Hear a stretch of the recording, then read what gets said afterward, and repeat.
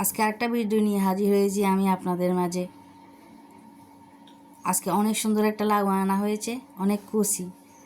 আজকে লাউ রান্না করব, তাই লাউ প্রস্তুতি নিচ্ছি রান্নার জন্য।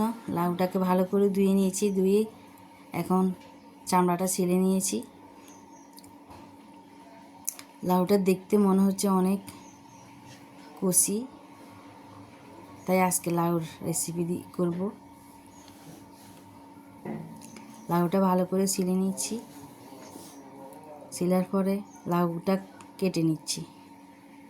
আস্তে আস্তে সব কেটে রেডি করে নিয়েছি। এর ফাঁকে রান্নাটা বসিয়ে দিয়েছি,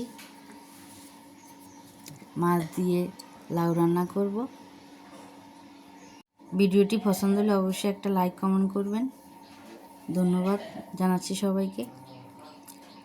লাউ কাটা শেষ হলে লাউটা তরকারিতে দিয়ে দিচ্ছি।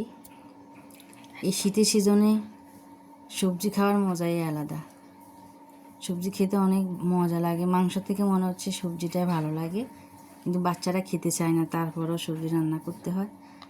এখন লাউটা জ্বলে দিয়ে দিচ্ছি। লাউ দেওয়ার পরে ঢাকনা দিয়ে দিয়েছি। এখন আস্তে আস্তে লাউটা হোক, তারপরে বাকি কাজ করব। এর ফাঁকে আমি অন্যান্য কাজকর্মগুলো শেষ করে নিচ্ছি। আমার একটা পিচ্চি বাচ্চা আছে, ওর জন্য আমি কিছু করতে পারি না সময় মতো। ধন্যবাদ সবাইকে।